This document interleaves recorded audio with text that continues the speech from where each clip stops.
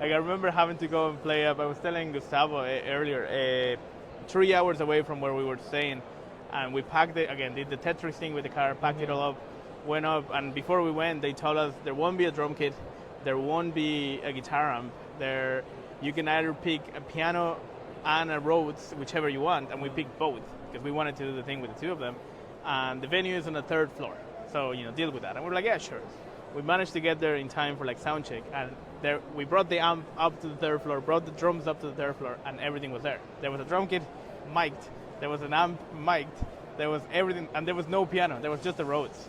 And my pianist is a pianist. He doesn't play just Rhodes. Okay. So we just had to adapt. But then the situation got worse because like they wouldn't even give us water. They didn't have like logistics to help the musicians with like, I don't know, a back room or anything. Yeah. So it got really stressful. But then we played like we just didn't care, and like the energy was actually like infuriating, but in a good way.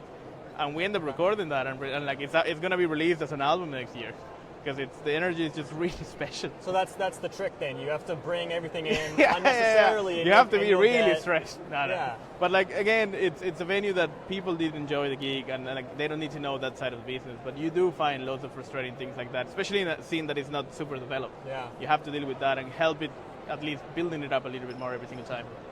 So as an independent artist doing your own booking and promotion, what's the biggest challenge you've run into?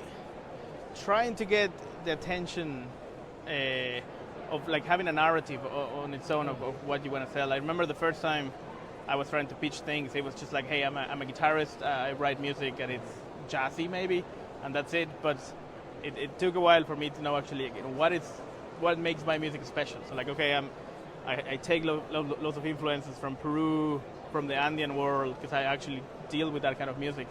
And how can I make you understand that is special, and that you should have a listen to that, because it's probably going to be something you haven't heard before.